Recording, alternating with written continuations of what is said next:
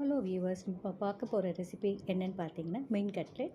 இதுக்கு தேவையான பொருட்கள்: வஞ்சர மீன் 1/4 கிலோ, உருளைக்கிழங்கு 4, முட்டை 1, பிரெட் தூள் 2 கப்பு, மிளகாய்த்தூள் 1 டீஸ்பூன், கரம் மசாலா 1/2 டீஸ்பூன், தனியாத்தூள் 1 டீஸ்பூன், மிளகுத்தூள் 1/2 டீஸ்பூன், இஞ்சி பூண்டு விழுது 1/2 டீஸ்பூன், எலுமிச்சைப்பழச்சாறு 1 மேஜைக்கரண்டி, உப்பு தேவையான அளவு, எண்ணெய் தேவையான அளவு.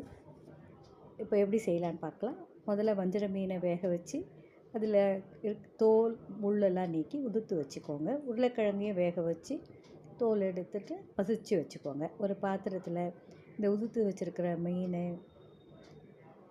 மசிச்சு வச்சுருக்க உருளைக்கிழங்கு, மிளகாய்த்தூள், கரம் மசாலா, தனியாத்தூள், மிளகுத்தூள், உப்பு, எலுமிச்சைச்சாறு, பிரெட் தூள், அதில் முட்டையும் அடித்து ஊற்றி எல்லாத்தையும் சேர்த்து நல்லா பிசைஞ்சு வச்சுடுங்க. அதை ஒரு உருண்டையாக எடுத்து நீள வாக்கில் கட்லெட் போல் செஞ்சுருங்க. கடாயில் எண்ணெயை ஊற்றி காய்ஞ்சதும் இது ஒரு கட்லெட்டாக போட்டு எடுங்க.